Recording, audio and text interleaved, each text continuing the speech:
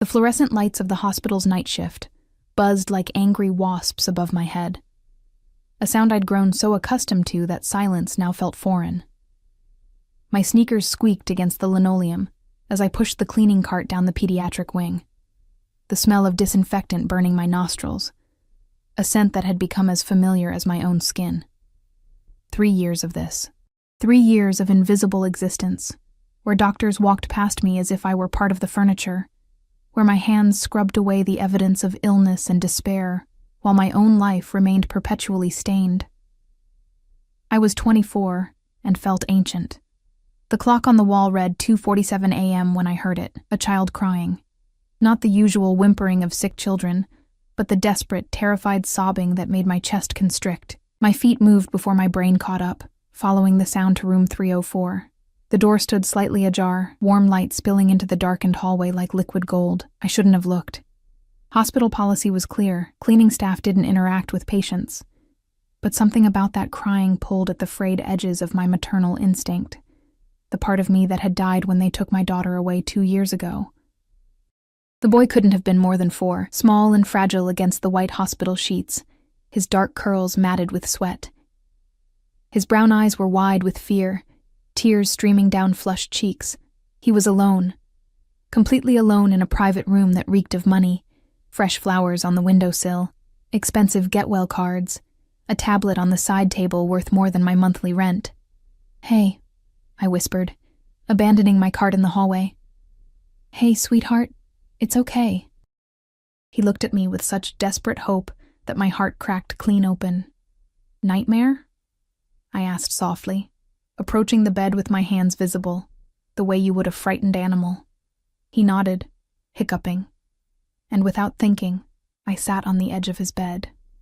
The mattress dipped under my weight, so much softer than the lumpy thing I slept on in my studio apartment. I reached out and smoothed his damp curls back from his forehead. His skin was warm, but not feverish. "What's your name?" "Marco," he whispered, his voice small and broken. "Marco," I repeated, and the name felt significant somehow, though I couldn't say why. "That's a strong name. I'm Elena. Are you a nurse?" "No, baby, I clean the rooms. But I'm here, okay? You're not alone." His small hand grabbed mine with surprising strength, and I felt something inside me shift. A tectonic movement of the soul. This child needed someone. Maybe not me specifically, but someone. "Where's your mama?" "I was here," I asked gently. His face crumpled. "I don't have one. She went to heaven when I was born." The words hit me like a physical blow. I knew that particular grief, the absence of a mother, though mine had simply chosen drugs over me rather than dying, different paths to the same abandonment. "And your papa? He's working. He's always working." Marco's voice carried no resentment, just resigned acceptance. "But he loves me very much. He tells me all the time." Something about the way he said it made me believe him. This child was loved, even if he was currently alone. "I'm sure he does," I murmured, continuing to stroke his hair. It was soft, recently washed with expensive shampoo that smelled like cedar and mint. "Do you want me to read you a story, just until you fall asleep?" His nod was eager, desperate. I reached for a book on the nightstand, some adventure story about pirates and treasure. My voice was rusty from disuse. I hadn't read to anyone in so long. But I began, and Marco's breathing slowly steadied, his grip on my hand loosening as sleep finally claimed him. I should have left then, should have returned to my cart, finished my shift, collected my meager paycheck, and gone home to my empty apartment. But I stayed, watching this beautiful child sleep, imagining for just a moment what it would have been like if my daughter had lived past 3 months. If I'd been given the chance to read her stories and chase away her nightmares, I must have dozed off myself, lulled by the warmth of the room and the exhaustion that lived in my bones. Because when I jerked awake, the sky beyond the window had shifted from black to deep purple, and I was no longer alone with Marco. A man stood in the doorway. No, not just a man. A presence, a force of nature condensed into human form. He filled the doorframe, despite not being extraordinarily tall, maybe 6 feet. But there was something about the way he occupied space that made the room feel smaller, the air thinner. He wore a charcoal suit that probably cost more than my yearly salary, tailored so precisely it looked like a second skin. No tie, the top 2 buttons of his black dress shirt undone, revealing a glimpse of olive skin and the edge of what might have been a tattoo. His dark hair was styled with casual precision, slightly disheveled as if he'd been running his hands through it. But it was his face that made my breath catch. Sharp jawline shadowed with stubble, high cheekbones, and eyes so dark they appeared black in the dim light. He couldn't have been more than 30, far too young to carry the weight I saw in those eyes. Beautiful. Devastatingly, dangerously beautiful. But it wasn't his appearance that made my heart hammer against my ribs like a trapped bird. It was the absolute stillness with which he regarded me, a predator assessing potential threat. Behind him, I could make out the silhouettes of 2 men, broad-shouldered and watchful. Security. The kind that came with wealth and danger. His gaze moved from me to his sleeping son, then back to me. I realized with horror that I was still sitting on Marco's bed, still holding his small hand, my cleaning uniform wrinkled and my hair escaping its ponytail in messy wisps. I looked like exactly what I was, a poor hospital cleaner who had crossed an unforgivable boundary. "I'm sorry," I breathed, starting to stand. I heard him crying and he was alone and I just... Don't. One word, spoken quietly but with such absolute command that I froze. His voice was deep, accented, Italian, I thought, and carried the kind of authority that came from people who expected obedience without question. He moved into the room with fluid grace, and I noticed everything at once. The expensive leather of his shoes, silent against the floor. The subtle scent of cologne that spoke of money and danger. The way the men behind him remained in the hallway, stationed like sentinels. He approached the bed, his eyes never leaving my face, and I felt pinned by that gaze. Unable to move, unable to breathe. "Who are you?" he asked softly, but there was steel beneath the silk. "Elena," I managed, my voice barely above a whisper. "Elena Martinez. I work here. Cleaning staff. I'm on the night shift, and I heard Marco crying, and he was alone, and I know I shouldn't have..." "He asked you to stay?" I nodded, not trusting my voice. Something flickered across his face, an emotion I couldn't name. His hand reached out, and I flinched instinctively, but he only brushed his fingers against Marco's forehead with such tenderness that it made my throat tight. The contrast was staggering, this dangerous, powerful man touching his son with infinite gentleness. "He has nightmares," he murmured, more to himself than to me. "When I'm not here. The nurses, they don't comfort him. They follow protocol." The way he said protocol made it sound like a curse. "I'm sorry," I repeated uselessly. "I'll go. I won't..." "You read to him." It wasn't a question. His eyes had found the book, still open on the bed. "Yes. The pirate story. He fell asleep about an hour ago. I should have left then, but you didn't want him to wake alone." The understanding in his voice was unexpected, disarming. I nodded again, feeling tears prick at my eyes for reasons I couldn't articulate. Maybe it was exhaustion. Maybe it was the way this stranger seemed to see me when everyone else looked through me. "Thank you," he said, and the words sounded foreign in his mouth, as if gratitude was a language he rarely spoke. He turned to face me fully then, and the intensity of his attention was almost physical. I felt stripped bare under that gaze, as if he could see every secret I carried, every scar hidden beneath my skin. His eyes traveled over my face, my cheap uniform, the hands I'd folded in my lap to hide their trembling, and something changed in his expression. A sharpening, a focusing, like a predator catching an unexpected scent. "How long have you worked here?" 3 years. "Night shift always?" "Yes." "And you live where?"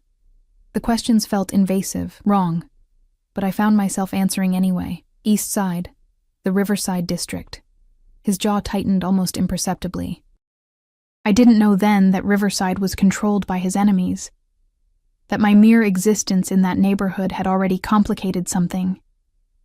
I didn't know anything, except that this man made me feel simultaneously terrified and seen in a way I hadn't experienced in years. You came to comfort my son, knowing you could lose your job for it. It wasn't a question, but I answered anyway. He was crying. He was alone. What kind of person would I be if I just walked past? Something blazed in those dark eyes. Approval, perhaps, or recognition. Most people. The silence stretched between us, heavy with things unspoken.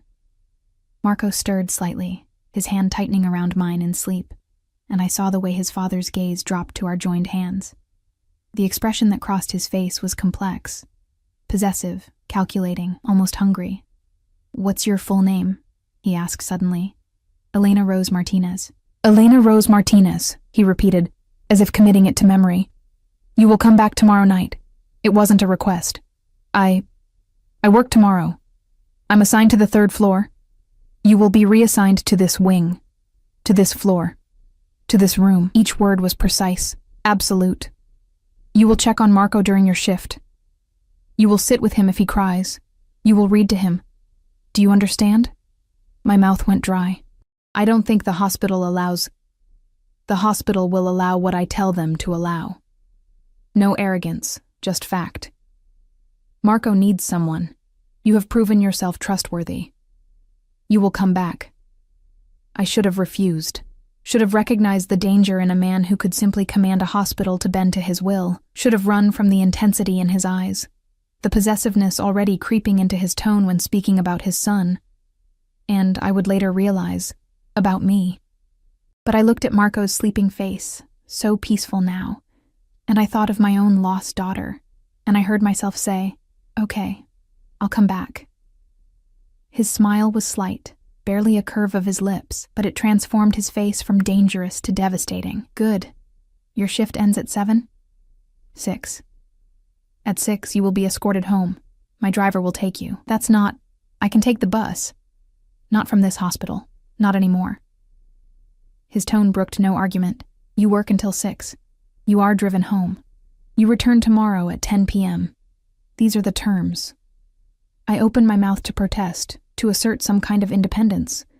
But Marco chose that moment to wake. His eyes fluttered open, immediately finding his father, and his entire face lit up with joy so pure it hurt to witness. "Papa."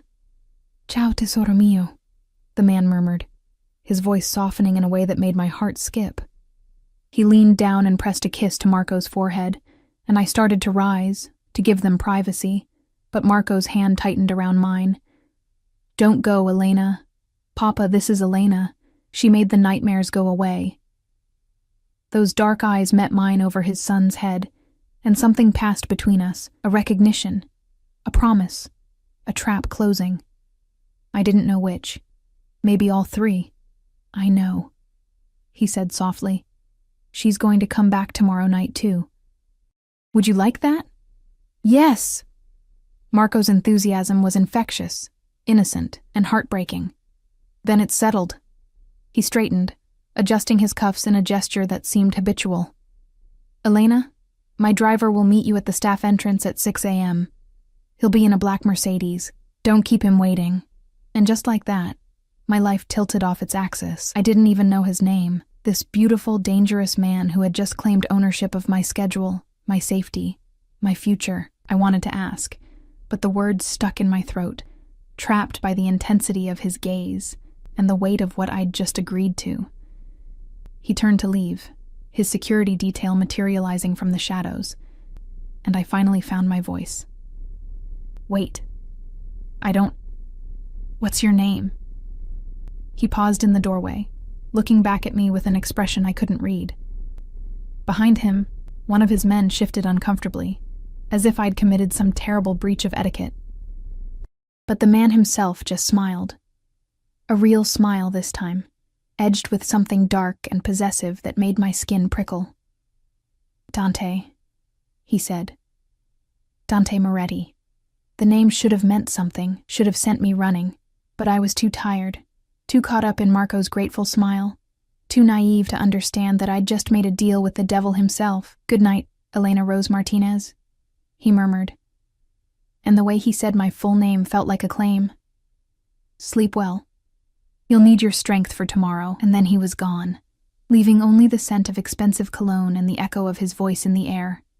Marco was already drifting back to sleep, secure in the knowledge that his father had been there, that I would return. I sat there for another moment, my hand still warm from holding his, my mind racing. What had I just agreed to? Who was Dante Moretti, that he could command a hospital, that he traveled with armed security, that his very presence seemed to bend reality around him? The sun was fully risen by the time I gathered my cart and stumbled through the rest of my shift in a daze. At exactly 6 a.m., I pushed through the staff entrance and found the black Mercedes waiting, just as promised. The driver was a massive man with scarred knuckles and eyes that had seen things I probably couldn't imagine. He opened the door for me without a word. I should have walked to the bus stop, should have asserted my independence, should have recognized the cage being built around me, bar by golden bar. Instead, I slid into the leather interior, breathing in the scent of luxury and danger, and let myself be driven home through the waking city. It wasn't until I was alone in my apartment, staring at the water-stained ceiling, that I let myself acknowledge the truth. I was in trouble. Deep, inescapable trouble. And the worst part? Some small, broken piece of me was grateful for it. Sleep didn't come. I lay on my creaking mattress, watching shadows shift across the ceiling as my mind replayed every moment in that hospital room. Dante Moretti. The name rolled through my thoughts like distant thunder, ominous and electric. I'd grown up in the East Side, had learned early which names to fear, which territories to avoid, which men moved through the city with blood on their hands and ice in their veins. Moretti wasn't just a name, it was a legacy, a warning, and I'd just agreed to work for him. My phone buzzed on the milk crate I used as a nightstand, a number I didn't recognize. My hands trembled as I opened the message. Your assignment has been changed. Pediatric wing, 3rd floor, room 304. 10 p.m. to 6 a.m. Your supervisor has been informed. DM. Just like that, my entire work schedule rearranged with a text message. I should have felt violated, manipulated. Instead, I felt something far more dangerous. Seen. Someone had noticed me, thought about me, made decisions that included me in their world. God, I was pathetic. I forced myself out of bed at noon, my body protesting the disrupted sleep cycle. The mirror showed a stranger, hollow-eyed, too thin, dark hair tangled around a face that had forgotten how to be young, 24 going on 40. The hot water in my building only worked sporadically, and today wasn't my lucky day. I showered in lukewarm water that smelled faintly of rust, scrubbing away the hospital smell, trying to wash away the memory of Dante's eyes on me. It didn't work. My apartment was a study in survival, rather than living. 400 square feet of peeling paint and broken promises. The window overlooked a dumpster. The refrigerator hummed ominously, containing mostly condiments and expired milk. I'd grown accustomed to hunger, to making a single meal stretch across days, to the gnawing emptiness that was as much emotional as physical. I made instant coffee and stared at my phone, at that message from DM. Dante Moretti had my number, had probably known everything about me within hours of our meeting, where I lived, where I came from, every mistake I'd ever made. Men like him didn't leave things to chance. The day crawled past. I tried to sleep more, managed maybe 2 hours of fitful rest filled with dreams of dark eyes and small hands holding mine. At 8 p.m., I dressed in my spare uniform, the one without stains, the one I saved for days when I needed to feel slightly less invisible. I braided my hair with shaking fingers, applied the bare minimum of makeup to hide the exhaustion carved into my features. The bus ride to the hospital felt surreal, like moving through water. Every passenger seemed to stare at me, as if they could see the mark Dante had left, the claim he'd already staked. I was being ridiculous, paranoid. Nobody cared about a cleaning woman heading to her night shift. But when I arrived at the staff entrance, the security guard who'd worked there for years looked at me differently. His eyes held something new, recognition tinged with wariness, maybe even respect. He waved me through without the usual cursory bag check. "Martinez," my supervisor called as I clocked in. Linda was 50-something, tired, and generally indifferent to her employees beyond ensuring shifts were covered. Tonight, she looked at me with barely concealed curiosity. "You've been reassigned," I know. I got the message. Her eyebrows rose. Directly? From administration? I nodded, not trusting my voice. Must be nice, having connections. The words weren't quite hostile, but they carried weight. Resentment, maybe. Suspicion, definitely. You're on third floor pediatrics. Room 304 is your primary responsibility. Keep it spotless. The patient is VIP. I understand. Do you? Linda leaned closer, her voice dropping. Because VIP here means something different than usual. It means men in suits standing in hallways. It means administration bending over backward. It means don't ask questions, don't talk to anyone about what you see, and definitely don't screw this up. My mouth went dry. Okay. Room 304 only tonight. If the boy needs anything, you help him. If anyone asks you questions about the patient or his visitors, you know nothing. Understood? Yes. She studied me for a long moment, her expression unreadable. I don't know what you've gotten yourself into, Martinez, but be careful. Men who can rearrange hospital assignments with a phone call aren't the kind you walk away from easily. The warning settled in my stomach like a stone, cold and heavy. But I just nodded and headed to the third floor, my cart rolling ahead of me with its familiar squeak. The pediatric wing felt different tonight. 2 men in dark suits stood near the nurse's station, their eyes tracking my movement with professional disinterest. Not the same ones from this morning, but cut from the same cloth. Broad-shouldered, alert, dangerous. One spoke quietly into his wrist, and I realized he was wearing a communication device. Security for a 4-year-old boy. What kind of life was that? Room 304's door stood open, warm light spilling into the hallway like an invitation. I paused at the threshold, suddenly uncertain. Marco sat up in bed, surrounded by new toys, expensive ones. The kind advertised on commercials I couldn't afford to make real, but his face when he saw me lit up brighter than any toy could manage. Elena! You came back. The pure joy in his voice cracked something inside me. I abandoned my cart and entered the room, letting myself smile. Really smile. For the first time in months. Of course I did. I promised, didn't I? He nodded enthusiastically, bouncing slightly on the mattress. Papa said you would. He's always right about things. I sat in the chair beside his bed, maintaining proper distance this time, aware of the security outside. The camera's probably recording everything. How are you feeling today, sweetheart? Better. The doctor said maybe 2 more days and I can go home. His enthusiasm dimmed slightly, but Papa is worried. He keeps asking the doctors questions and making them check things again. He loves you very much. I know. Marco's smile was soft, secure in that knowledge in a way I'd never been. He said you were kind, that you have a good heart. He doesn't say that about most people. My pulse quickened.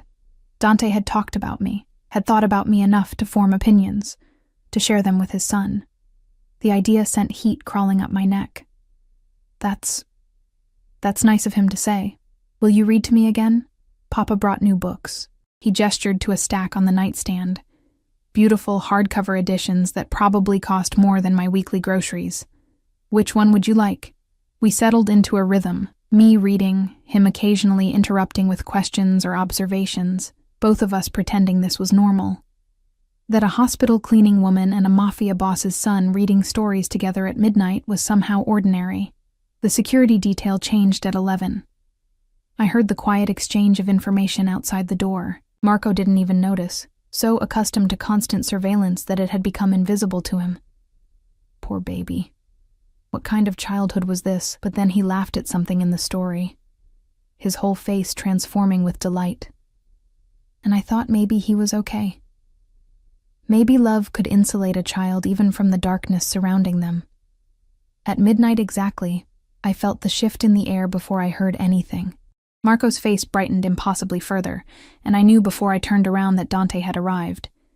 He filled the doorway again, commanding attention without effort. Tonight he wore all black, suit, shirt, even his tie was dark as sin. His hair was slightly damp, as if he'd recently showered, and the scent of his cologne mixed with something else. Gunpowder, maybe, or just my paranoid imagination. 2 different security guards flanked him, these ones even larger than before. His eyes found mine immediately, holding my gaze with an intensity that made breathing difficult. Something flickered across his face. Satisfaction.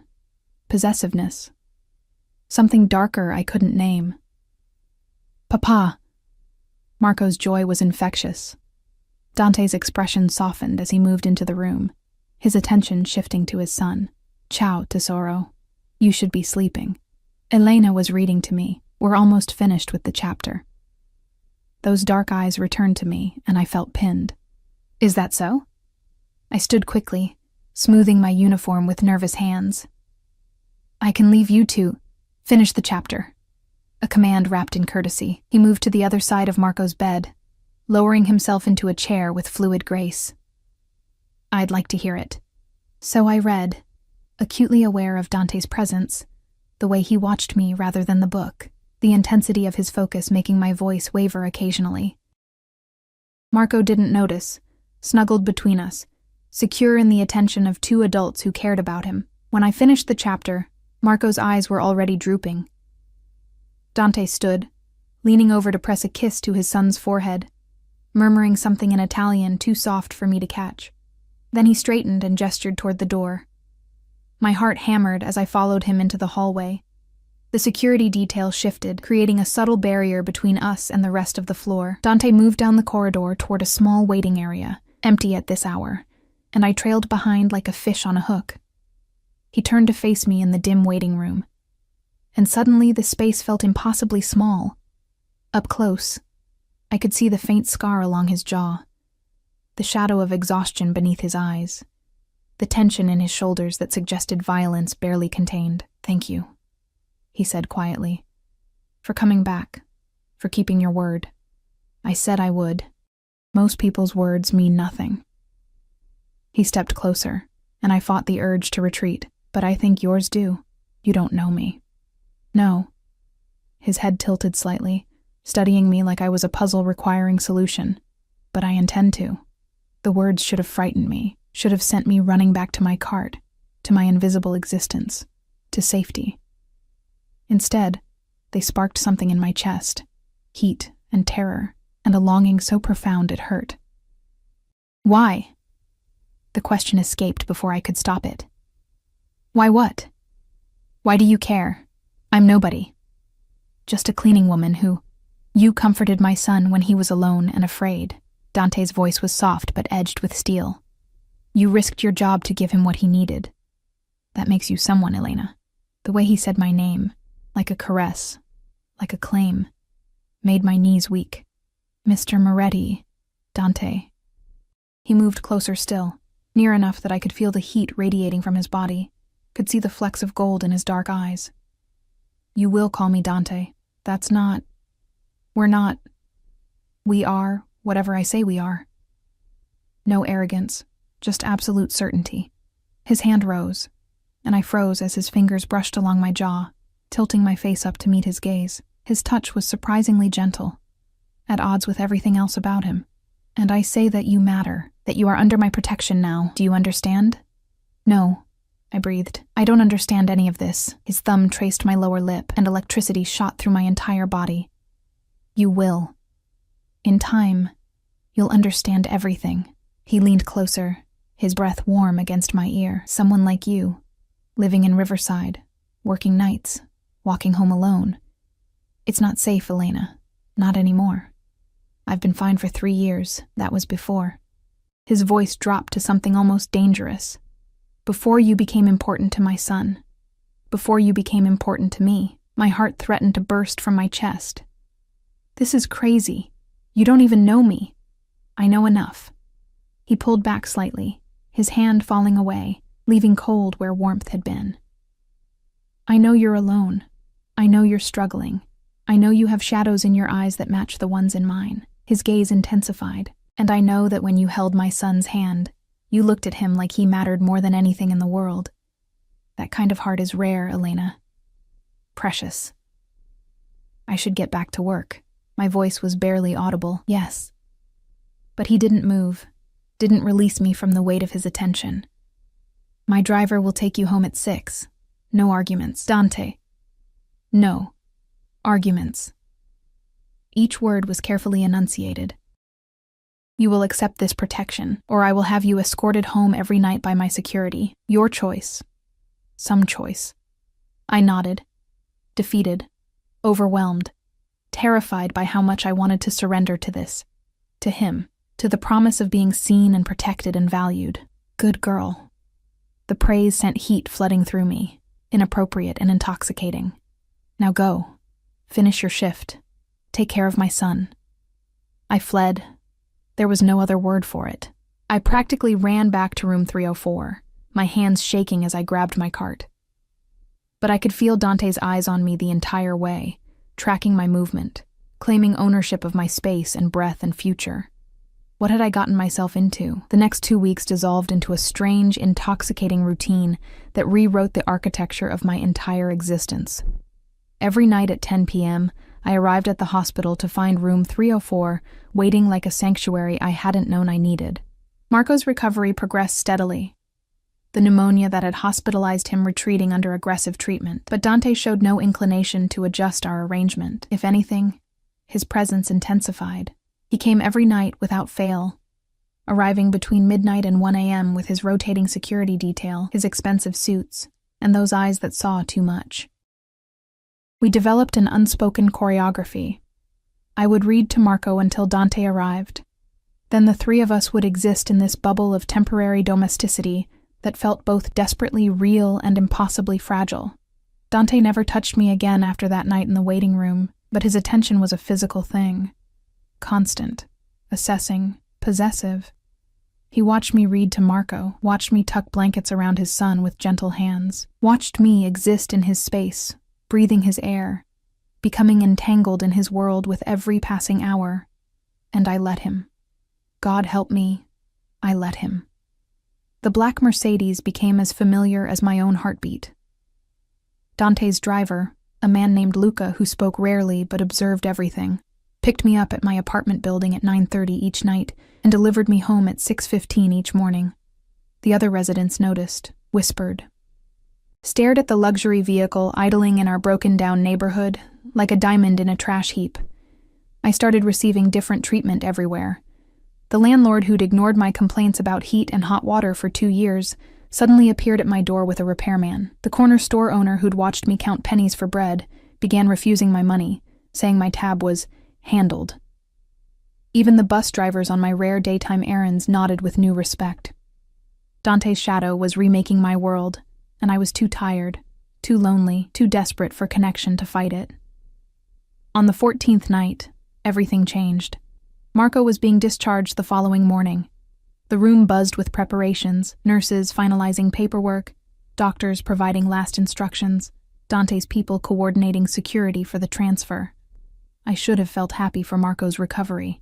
Instead, I felt hollowed out, grief-stricken at the thought of losing this strange haven I'd found. "You're quiet tonight," Dante observed. We stood in our usual positions on either side of Marco's bed, the boy sleeping peacefully between us after an exciting day of packing and goodbye hugs from favorite nurses. "Just tired," I lied. His eyes narrowed. He knew. Of course he knew. This man seemed to read me like I was a book written specifically for his consumption. "Walk with me." It wasn't a request. He spoke quietly to one of his security team, then gestured for me to follow.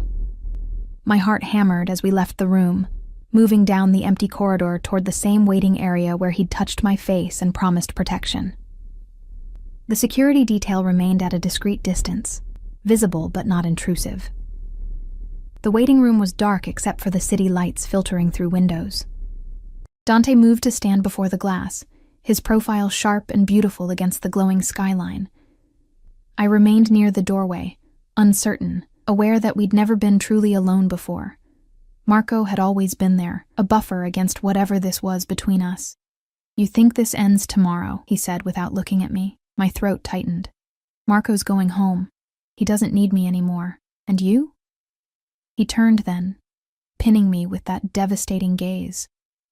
"Do you need this to end?" The question hung between us, loaded with implications I wasn't brave enough to examine. "It doesn't matter what I need. This was always temporary. I'm just what?" He moved closer, each step deliberate. "Just the cleaning woman?" Just someone who happened to be kind to my son? Just a girl from Riverside who should be grateful for 2 weeks of easy work? Yes, I whispered. Even though we both knew I was lying, he stopped inches away, so close I could see the pulse beating in his throat, could smell cedar and danger and something uniquely him. I don't believe you. Dante. These 2 weeks, Elena, every night, watching you with Marco, watching you read to him, comfort him, love him without expecting anything in return. His hand rose, fingers trailing along my cheek with devastating gentleness. Do you know what that's done to me? I couldn't breathe, couldn't think, couldn't do anything but feel his touch burning through every defense I'd ever constructed. You walk into my son's life, into my life, and you give so freely, your time, your care, your heart. His thumb brushed my lower lip, and electricity shot straight to my core. No one has ever looked at Marco the way you do. Like he's precious beyond measure. Like his happiness matters more than your own comfort. He is precious, I managed. Any child would be lucky to have a father who loves them the way you love him. Something dark and hungry flashed in his eyes. And what about you, Elena? Who loves you the way you deserve? The question shattered something inside me. Tears burned behind my eyes, threatening to spill over and expose just how broken I really was. Nobody. There's nobody. There is now. His other hand cupped my face, holding me captive to his intensity. From the moment you chose to comfort my son instead of protecting your job, you became mine to protect, mine to care for, mine. You can't just claim people. I can. I do. No apology, no hesitation. And I'm claiming you, Elena Rose Martinez. You will not return to that apartment in Riverside. You will not walk dangerous streets alone. You will not struggle to pay rent or buy food or survive on the scraps the world throws you. My head spun. What are you saying? I'm saying that tomorrow, when Marco goes home, you come with us. The words hit like a physical blow. I stumbled back, and his hands fell away, though his gaze never released me. That's insane. I can't just... Marco needs you. He's already asking if you'll visit, if you'll read to him at home, if you'll be there when he wakes from nightmares. Dante's voice was calm, rational, as if he wasn't proposing something completely irrational. And I need you there to care for him. You can hire a nanny, someone qualified, someone with references. I don't want a nanny. He stepped closer again, crowding me against the wall, his body bracketing mine without touching. I want you. The woman who sat with my son without being asked, who held his hand and chased away his fears, who looked at him like he was worthy of love. This is too much, I breathed. It's too fast, too. Tell me you don't feel it. His voice dropped to something almost dangerous. This pull between us. Tell me you haven't noticed the way I watch you. The way I ensure you're protected. The way I think about you every moment you're not in my sight. I couldn't. God help me. I couldn't lie about that. Tell me, he pressed, his breath warm against my temple, that you don't lie awake thinking about me the way I lie awake thinking about you. A small, broken sound escaped my throat. His nearness was overwhelming, heat and strength, and the promise of safety I'd never known. My hands came up instinctively, pressing against his chest, and I could feel his heart racing beneath expensive fabric and muscle. I think about you, I admitted, the words barely audible. But that doesn't mean... It means everything. His forehead pressed against mine, and I felt surrounded, consumed, utterly possessed by this man I barely knew, but who somehow understood me better than anyone ever had. Come home with us, Elena. Let me give you safety, comfort, a place where you matter. As Marco's caretaker, I needed to clarify, to establish boundaries, to protect myself from hoping for more. Something flickered in his expression. Frustration, maybe, or dark amusement. As whatever you need to be to say yes.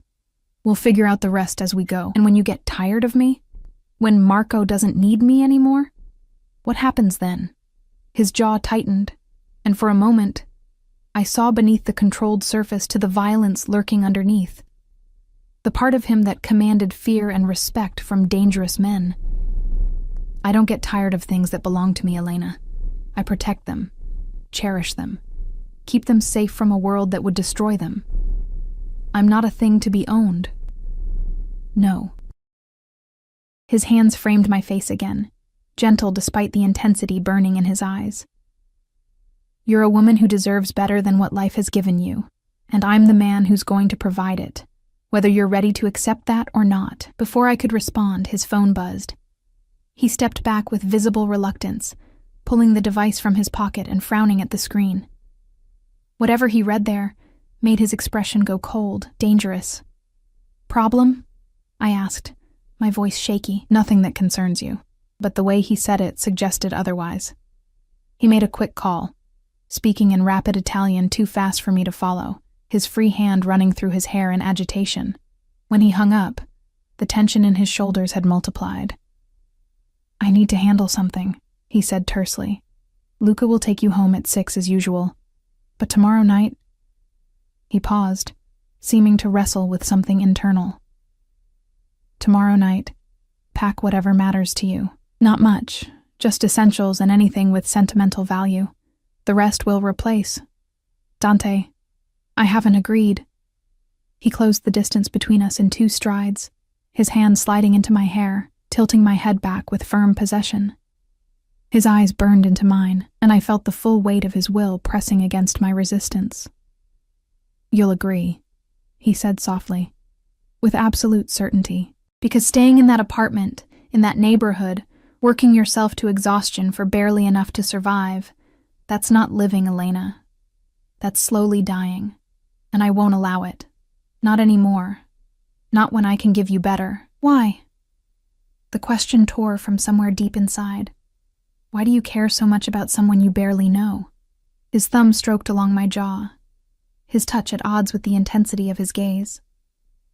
Because when you held my son's hand and read to him like he was the most important person in the world, I saw something I thought didn't exist anymore. Genuine kindness, selfless care, a heart that gives without calculating the return. He leaned closer, his lips nearly brushing my temple. And because the moment I saw you in his room, something in me recognized something in you. Loneliness calling to loneliness.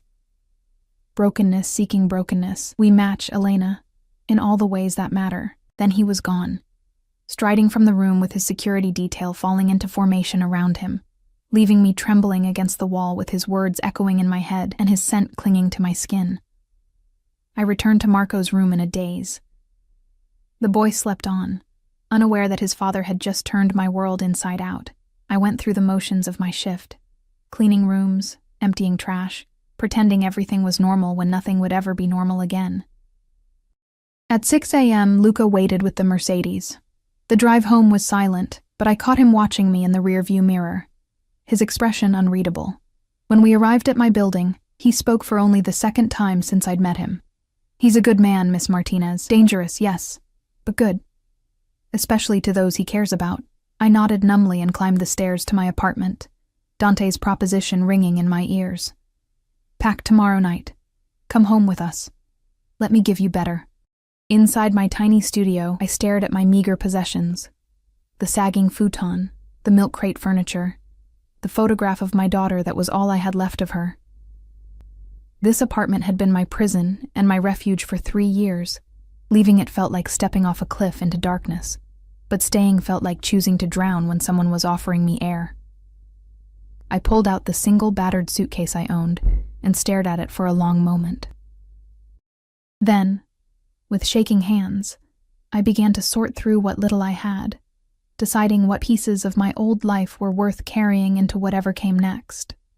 Morning came without sleep. I sat on my futon, watching dust motes dance in the pale sunlight filtering through my grimy window, my packed suitcase a silent accusation in the corner. Everything I owned that mattered fit into one small bag. A few changes of clothes, my daughter's photograph, a necklace my grandmother gave me before she died, and the tattered copy of Jane Eyre I'd read so many times the pages were loose.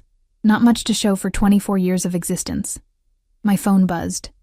Another unknown number, but I knew before opening it who the message was from. Marco asks about you constantly. He wants you to see his room, meet his dog, have breakfast with us. Don't disappoint him, Elena. Be ready at 9 p.m. DM. The presumption should have angered me, Instead, it sent warmth flooding through my chest, the knowledge that I'd been thought about, discussed, wanted. Marco asked for me, and Dante was giving me no room to retreat, no space to change my mind. Smart man. He knew I'd overthink this, talk myself out of it, choose familiar suffering over unknown possibility. I spent the day in a strange fugue state, moving through my apartment like a ghost haunting her own life. I cleaned obsessively, scrubbing counters that didn't matter, organizing possessions I was leaving behind. Around 3 p.m., there was a knock at my door. My landlord stood in the hallway, looking uncomfortable. Behind him were 2 men in work uniforms carrying toolboxes. "Miss Martinez," he started, not meeting my eyes. "I'm here to fix the heating and the hot water issue. Should have been done months ago." My apologies for the delay. I stared at him. In 2 years, he'd never apologized for anything. "It's fine. But I'm actually moving out. No rush on that," he interrupted quickly. "Your rent is paid through the end of the year, courtesy of a benefactor. And if you decide to stay, the lease is yours, as long as you want it." Dante. Of course. Ensuring I had options, even as he maneuvered me toward the one he wanted. I let the workers in, watched them repair things that would no longer be my problem, and tried to reconcile this surreal generosity with the dangerous man who'd ordered it. By 8 p.m., I was dressed in my best jeans and the only nice sweater I owned. Thrift store finds, but clean and relatively unworn. My hair hung loose around my shoulders because I had no idea what one wore to move into a Mafia boss's home. My hands wouldn't stop shaking. At exactly 9 p.m., the knock came. But it wasn't Luca at my door. Dante stood in my hallway, filling the narrow space with his presence, looking impossibly out of place in his tailored black suit against my building's peeling paint and flickering fluorescent lights. Behind him, 2 security guards waited at the stairs, their eyes constantly scanning. "You came yourself," I breathed. His gaze traveled over me, lingering on my loose hair, the fitted sweater, before returning to my face. Something heated flickered in those dark eyes. "Did you think I wouldn't? That I'd send Luca to collect you like luggage? I don't know what to think about any of this." He stepped inside without invitation, and my tiny apartment shrank around him. I watched him take in my poverty with steady assessment, the futon with its threadbare blankets, the milk crate nightstand, the hot plate I used because the stove was broken. His jaw tightened almost imperceptibly, a muscle jumping beneath the stubble. "You've lived like this for 3 years, he said quietly. It wasn't a question. It's not much, but it's mine. His eyes cut to me, sharp and intense. It's unacceptable. No one under my protection lives like this. Ever. I wasn't under your protection until 2 weeks ago. No. He moved closer, reaching out to touch a water stain on the wall, his expression darkening. But you are now. And you'll never return to this. The finality in his voice should have chafed. Instead, it felt like absolution. Permission to leave behind this half-life I'd been surviving rather than living. My suitcase is there, I said, gesturing to the corner. He picked it up with one hand, frowning at its light weight. This is everything? Everything that matters. Something shifted in his expression. Understanding, maybe, or recognition of just how little I'd had to hold on to. He set the suitcase down and closed the distance between us, his hands framing my face with that devastating gentleness that contradicted everything else about him.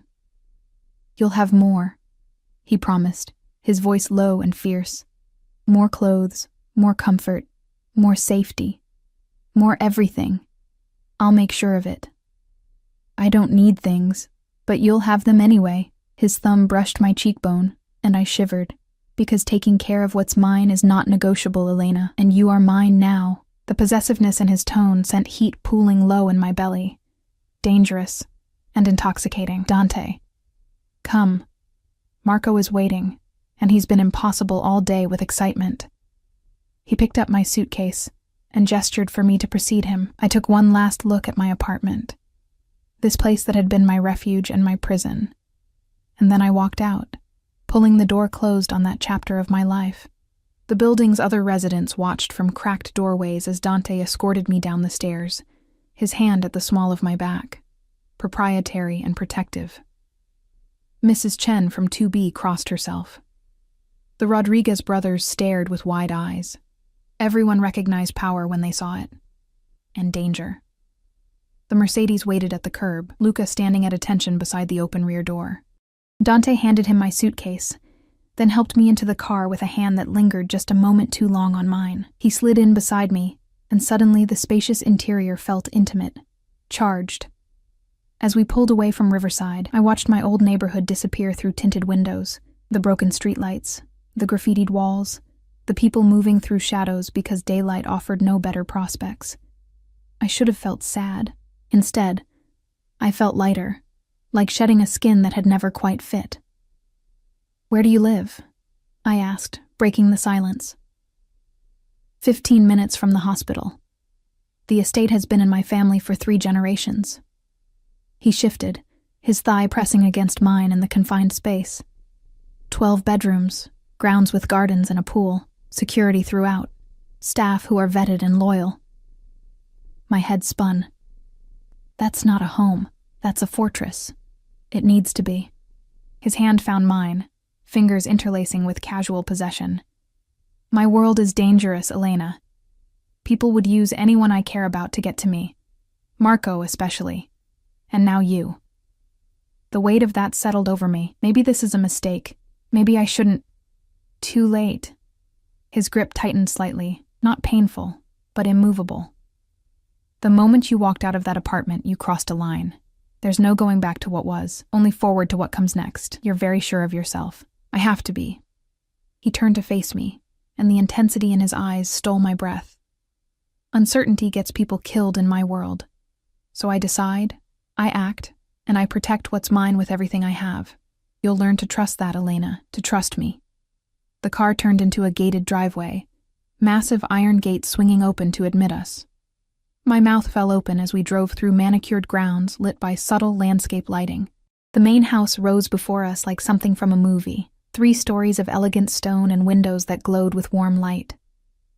"Oh my God," I whispered.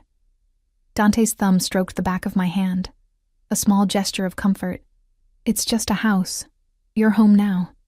The car stopped before the main entrance where a woman in her 50s waited. Gray hair pulled into a neat bun, kind eyes, wearing what looked like an expensive version of a housekeeper's uniform. "That's Maria," Dante said, as Luca opened my door. "She manages the household staff and has been with my family since I was Marco's age. She'll help you get settled." I climbed out on shaking legs, craning my neck to take in the sheer size of the building. This was insane. I didn't belong here. I was a cleaning woman from Riverside, and this was a palace. "Elena!" Marco's voice rang out, and then he was running toward me, a small whirlwind of energy and joy. I barely had time to brace myself before he crashed into my legs, hugging me with all his 4-year-old strength. "You're here! You're really here!" I knelt down, gathering him close, and felt my heart crack open. This was why I'd agreed to this madness. For this child who looked at me like I hung the moon. "I'm here, sweetheart. I promised, didn't I? Papa said you're going to live with us now, that you'll read to me every night, and be here when I wake up and everything." His excitement was infectious, pure. "If that's okay with you," I managed around the lump in my throat. "It's the best thing ever." He grabbed my hand, tugging insistently. "Come see my room. And meet Bruno. That's my dog. And Papa had them make up the room next to mine for you, so you're close if I have nightmares." I glanced at Dante, who watched this exchange with an expression I couldn't quite read, satisfaction mixed with something deeper, more complex. He nodded slightly, permission or encouragement, and I let Marco pull me into the house. The interior was breathtaking, marble floors, soaring ceilings, artwork that probably cost more than I'd earn in a lifetime, but it was also lived in, comfortable. Toys scattered in corners, photos on tables, the scent of something delicious cooking somewhere deeper in the house. Marco gave me the grand tour with 4-year-old enthusiasm, showing me every room on the first floor before dragging me upstairs. His bedroom was large and bright, decorated with themes of adventure and exploration, maps on the walls, a bed shaped like a ship, shelves overflowing with books and toys. "And this is your room." He pushed open a door, and I froze. The bedroom was bigger than my entire apartment had been. A massive 4-poster bed dominated one wall, dressed in linens that looked impossibly soft. Floor-to-ceiling windows overlooked the gardens. A sitting area with a fireplace occupied one corner. An ensuite bathroom visible through an open door promised luxury I'd never experienced. "Do you like it?" Marco asked anxiously. "Papa said to make sure it had everything you'd need." "And look." He ran to a bookshelf I hadn't noticed, already filled with beautiful hardcover editions. "Books, so you can read whenever you want." I couldn't speak around the emotion clogging my throat. This was too much. All of it was too much. "She loves it." Dante's voice came from the doorway. I turned to find him leaning against the frame, watching me with those knowing eyes. "Don't you, Elena?" I nodded, not trusting my voice. "Good." He pushed off the frame, moving into the room with that predatory grace. "Marco, go wash up for dinner. Elena will be there soon." The boy hugged me once more, then scampered off. I heard his feet on the stairs, leaving Dante and me alone in this beautiful room that was supposedly mine. "This is too much," I finally managed. "It's not enough." He crossed to where I stood, frozen in the middle of the room. "Nothing will ever be enough to make up for what you've survived, what you've lived without, but it's a start. I don't understand you, why you're doing this, what you want from me." His hand cupped my cheek, tilting my face up to meet his gaze. "I want you safe. I want you cared for. I want my son to have someone who loves him the way you do." He paused, his thumb brushing my lower lip. "And I want you close enough that I can figure out why the sight of you makes something in my chest tighten, why your smile feels like sunlight breaking through clouds, why the thought of you in danger makes me want to burn the world down." My breath caught. "Dante, dinner in 20 minutes. Maria laid out some clothes for you in the closet. Things that should fit until we can take you shopping properly." His hand fell away, leaving cold where there had been warmth. "Take your time. Get comfortable. This is your home now, Elena. Start believing it." He left, and I stood in the middle of that beautiful room, my old life in a suitcase by the door, and a new life stretching before me like uncharted territory. I was terrified. I was exhilarated. I was in so much trouble, and some broken part of me couldn't wait to see what came next. The first week in Dante's house passed in a blur of surreal domesticity that rewrote everything I thought I knew about myself. Marco became my constant companion. We read together, played in the gardens, built elaborate block towers that he delighted in destroying. He was starved for maternal attention, soaking up every moment I gave him like a plant finally receiving water. And Dante watched us with an intensity that made my skin prickle with awareness. He worked from home most days, conducting business in his study, with a rotating cast of dangerous-looking men who treated him with deference bordering on fear.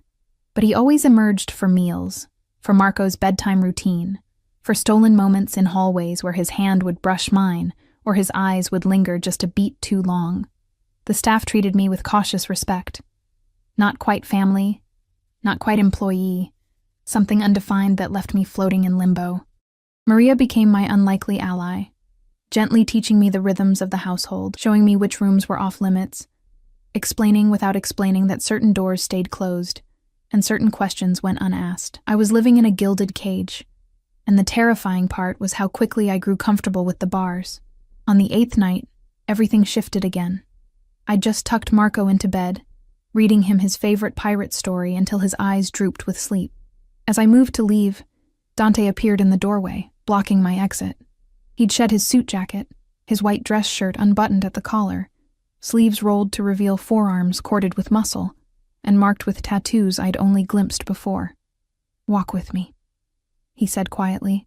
My heart kicked against my ribs, but I followed him through the house and out to the gardens. Night had fallen, the grounds lit by soft landscape lighting that cast everything in romantic shadow. We walked in silence down a stone path bordered by rose bushes, their scent heavy in the warm air. "You're settling in well," he observed. "Marco makes it easy. He's an amazing kid." "He is." Dante's voice carried weight, "and he's becoming attached to you, very attached." Something in his tone made me stop walking. "Is that a problem?" He turned to face me, and the moonlight carved his features into something almost otherworldly, beautiful and dangerous and entirely focused on me. It's a complication. I don't understand.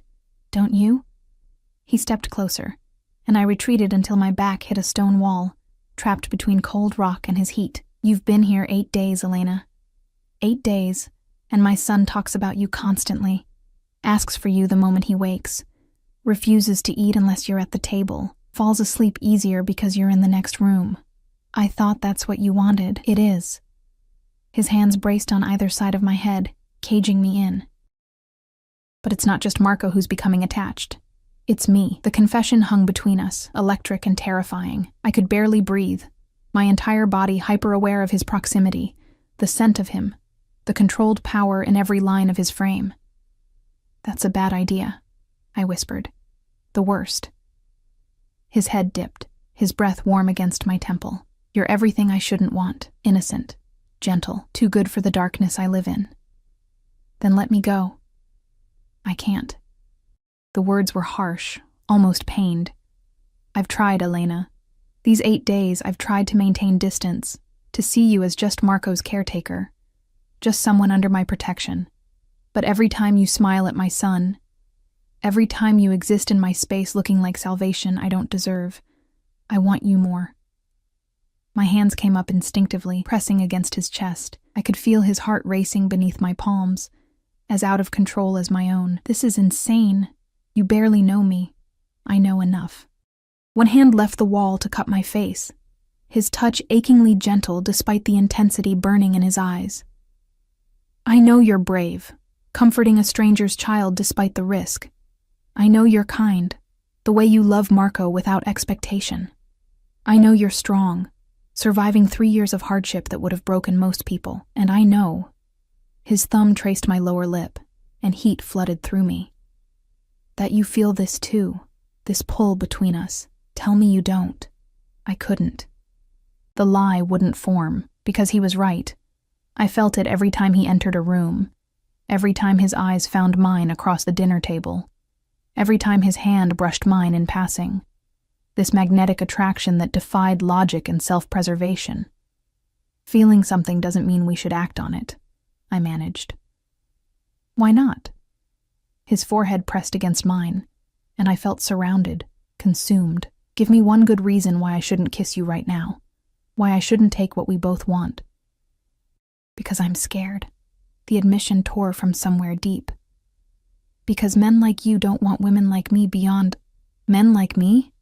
His voice went sharp, dangerous.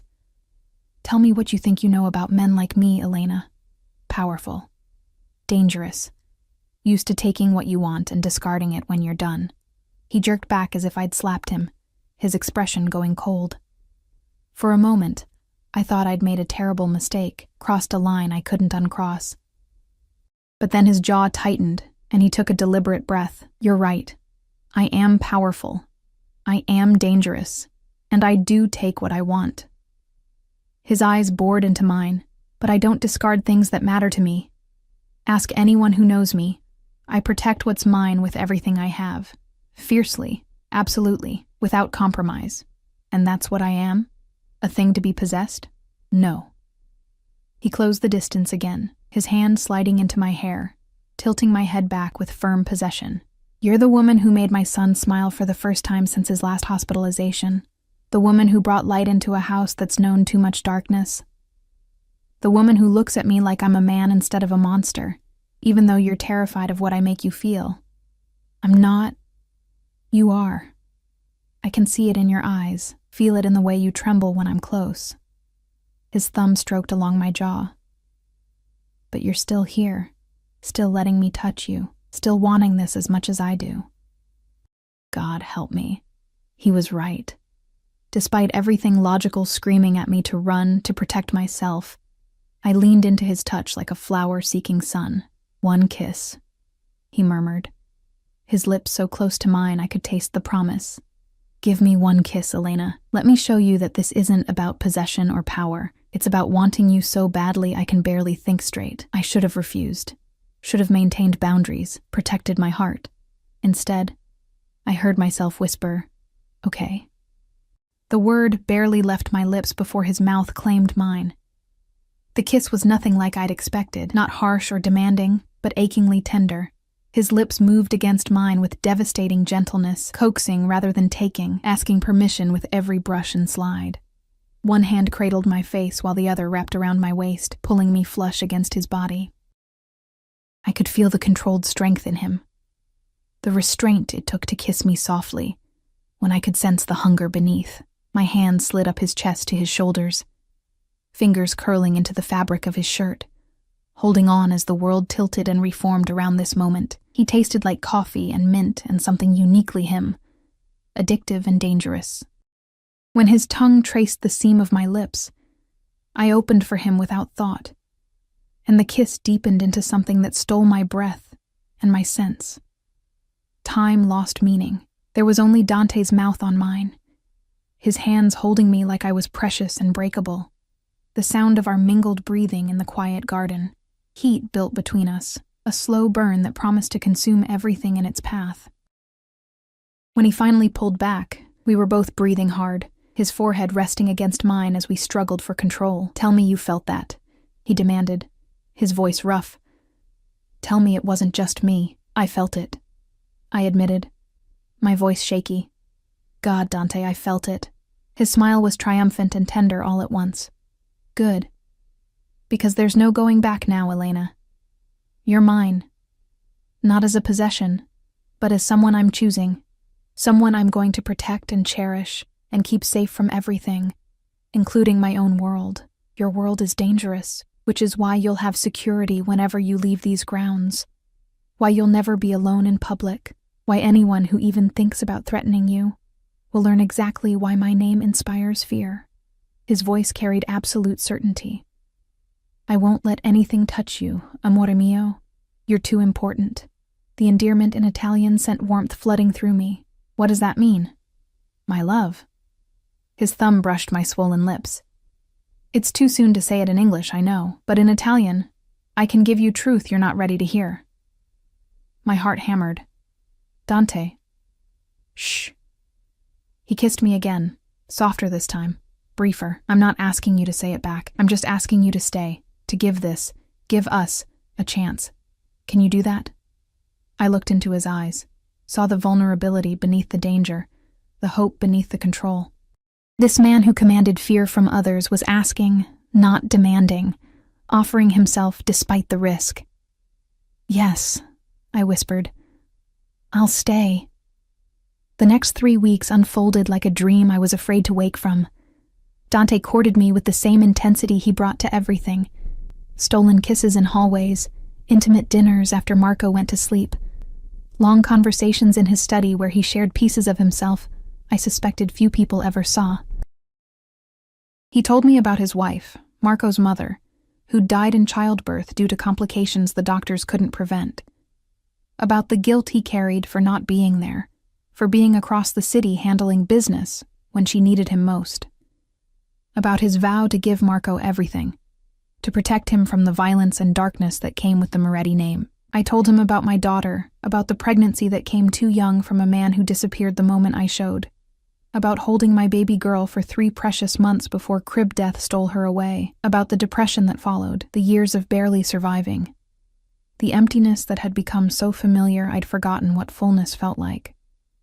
We were 2 broken people finding wholeness in each other, and it was terrifying and beautiful, and more than I'd ever hoped to have. But paradise couldn't last forever. The threat came on a Tuesday, sudden and vicious. I was in the garden with Marco, watching him chase Bruno through the rose bushes, when Dante appeared with 4 security guards, his face set in grim lines. "Inside. Now."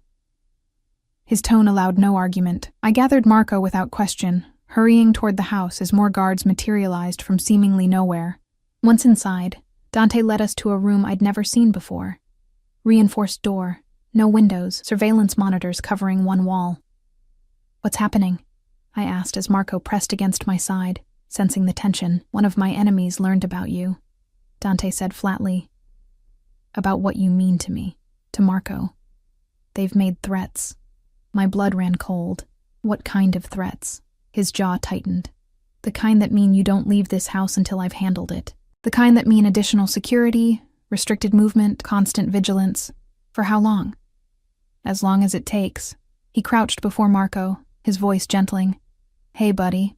We're going to play a game, okay? The game is we all stay inside for a few days. Spend lots of time together. Can you do that? Marco nodded, brave despite his obvious fear. Is someone trying to hurt us, Papa? No one will hurt you, Dante promised, his voice steel wrapped in silk. Or Elena. I promise you that, Marco. You're both safe. The next 48 hours were tense. Dante disappeared for long stretches, emerging with blood on his knuckles and a darkness in his eyes that spoke of violence I was grateful not to witness. The security doubled, then tripled. I kept Marco distracted with games and stories, pretending everything was fine while my heart raced with fear. On the third day, Dante came to my room late at night. I was still awake, too wired to sleep, staring at the ceiling. He knocked softly before entering, and the exhaustion in his face made my chest ache. Is it over? I asked. It's over. He crossed to the bed, sitting on the edge with a heavy sigh. The threat has been neutralized. You're safe. I should have asked what neutralized meant. Should have demanded details. Instead, I reached for him, pulling him down beside me. He came without resistance, his head resting against my shoulder, his breath warm on my neck. I was terrified, I admitted quietly. Not for me. For Marco. For you. His arm wrapped around my waist, holding me close. I told you I'd protect you, both of you. I keep my promises, Elena, I know. And I did. Whatever else Dante Moretti was. Dangerous, ruthless, feared. He was also a man who loved his son absolutely, and had somehow extended that fierce protection to include me. We lay there in the darkness, tangled together, and I felt something shift inside me, the last wall crumbling, the final resistance fading. I was in love with him, completely, irrevocably, terrifyingly in love with this beautiful, dangerous man who'd claimed me as his own. Dante? I love you. The words came out soft but sure. I know it's fast, and probably crazy, but I love you. He went very still. Then he shifted, rising up on one elbow to look down at me, his eyes intense even in the dim light. Say it again. I love you. His kiss was fierce this time, claiming and possessive, and filled with all the emotion neither of us had words for. When he pulled back, his hand cradled my face with infinite tenderness. Ti amo, Elena Rose Martinez. He murmured against my lips, I love you. From the moment you sat with my son, you've owned my heart, and I'm never letting you go. 6 months later, I stood in the same garden where he'd first kissed me, wearing a simple white dress and holding a bouquet of roses. Marco stood beside Dante as his best man, grinning so wide his face looked ready to split. Maria cried happy tears. The security detail formed a discreet perimeter, and when Dante slid the ring onto my finger and promised to love me forever, I believed him absolutely, because he'd already shown me every day what that love looked like: protection without possession, care without control, devotion that made me feel cherished rather than caged. I'm watching our son, I whispered during our first dance, answering that question he'd asked so long ago in a hospital room. Dante's smile was brilliant, transforming his dangerous features into pure joy. No, amore mio, we're watching him. Together. Always together. And as Marco ran over to wrap his arms around both our legs, demanding to be part of the dance, I finally understood what home meant. Not a place, but people. Not safety from the world, but security and belonging. I'd gone from invisible to essential, from surviving to thriving, from empty to overflowing, and all because a little boy had cried in the night, and I'd chosen kindness over protocol. Sometimes the best cages are the ones we walk into willingly, when they're built not from bars, but from love, and sometimes the most dangerous men make the safest havens for the hearts brave enough to trust them.